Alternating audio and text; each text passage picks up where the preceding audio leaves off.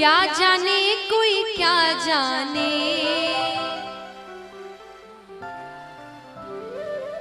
क्या जाने कोई क्या जाने,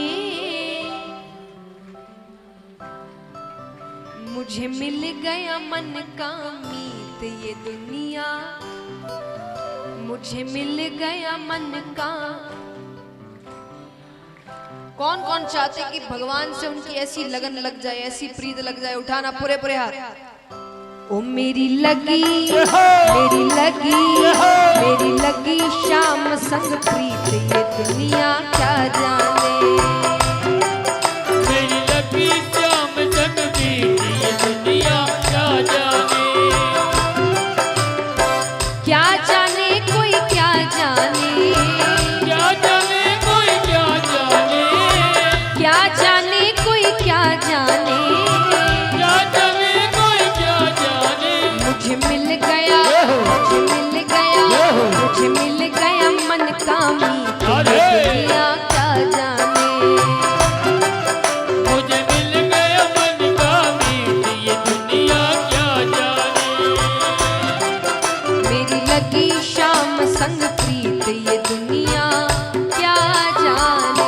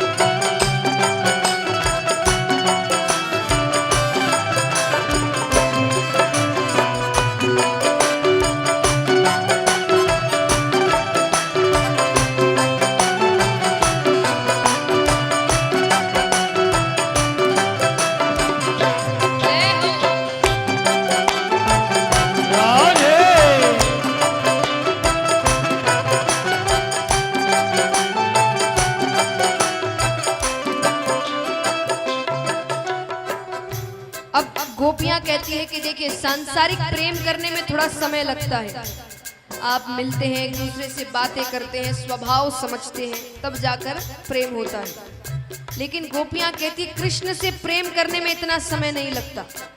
कृष्ण से प्रेम हमें कब हो गया था? छवि लखी मैंने श्याम की जब से, छवि लगी मैंने श्याम की जब से, छवि लखी मैंने श्याम की जब से, छवि लगी मैंने श्याम की जब से, भई बावरी मैं तो तब से, भाई बावरी मैं तो तब से, बांधी प्रेम की डोर मोहन से, बांध प्रेम की डोर मोहन से, नाता तोड़ा मैंने जग से, नाता तोड़ा मैंने जग से, ये कैसी पागल प्रीत ये दुनिया क्या जाने, ये कैसी पागल प्रीत ये दुनिया क्या जाने,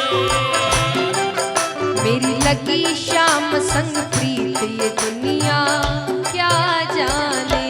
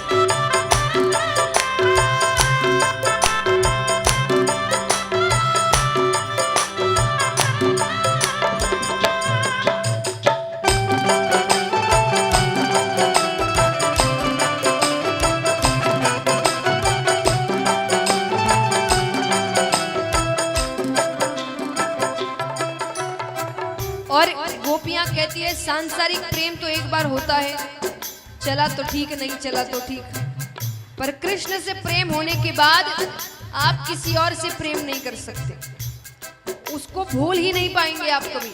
गोपियां कहती है क्यों नहीं भूल सकते?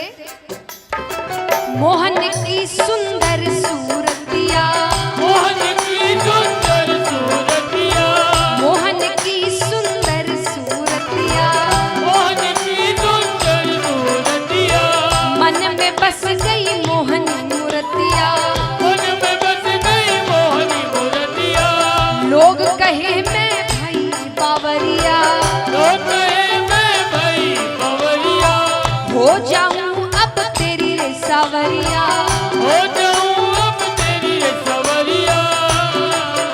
ये कैसी निगोड़ी प्रीत ये दुनिया क्या जाने, ये कैसी निगोरी प्रीत ये दुनिया क्या जाने, मेरी लगी शाम संग प्रीत ये दुनिया क्या जाने।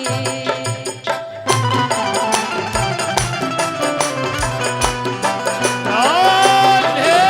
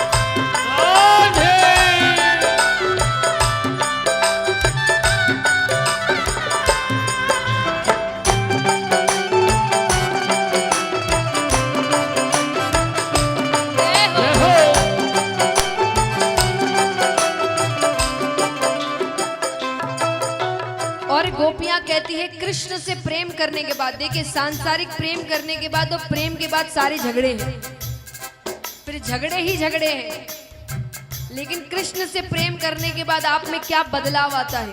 गोपियां कहती है हरदम अब तो रहूं मस्तानी, हरदम अब तो रहूं मस्तानी, हरदम अब तो रहूं मस्तानी, हरदम अब तो रहूं मस्तानी, लोक लाज दीनी बिसरानी, लोक लाज दीनी विसरानी, रूप राशि अंग अंग समानी, रूप राशि अंग अंग समानी, हेरत हेरत रहूं दीवानी, हेरत हेरत रहूं दीवानी, मैं तो गाऊं, मैं तो गाऊं, मैं तो गाऊं खुशी के गीत ये दुनिया क्या जाने, मैं तो गाऊं खुशी के गीत ये दुनिया क्या जाने, क्या जाने कोई क्या जाने, क्या जाने कोई क्या जाने, क्या जाने कोई क्या जाने, क्या जाने कोई क्या जाने, मुझे मिल गया, मुझे मिल गया, मुझे मिल गया मन का मीत दुनिया क्या जाने, मुझे मिल गया मन का मीत ये दुनिया क्या जाने, मेरी लगी शाम संग प्रीत ये दुनिया क्या जाने, मेरी लगी शाम संग मीत ये दुनिया क्या जाने, ये दुनिया क्या जाने, दुनिया क्या जाने, ये दुनिया क्या जाने।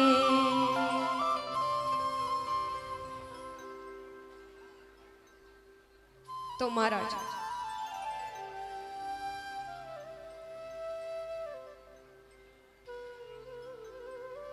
इस प्रकार अब यहां पर उद्धव जी सभी से मिलकर कई समय तक वहीं रहते हैं।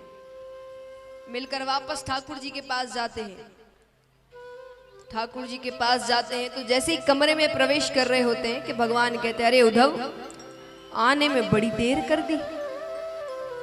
उद्धव जी कहते हैं, दयालु, कृपालु, करुणानिधि, ये सारे मनगढ़ंत नाम हैं आपके, आपने खुद ने रखे हैं। भगवान कहते तुम्हें वहां भेजना मेरा सफल हुआ,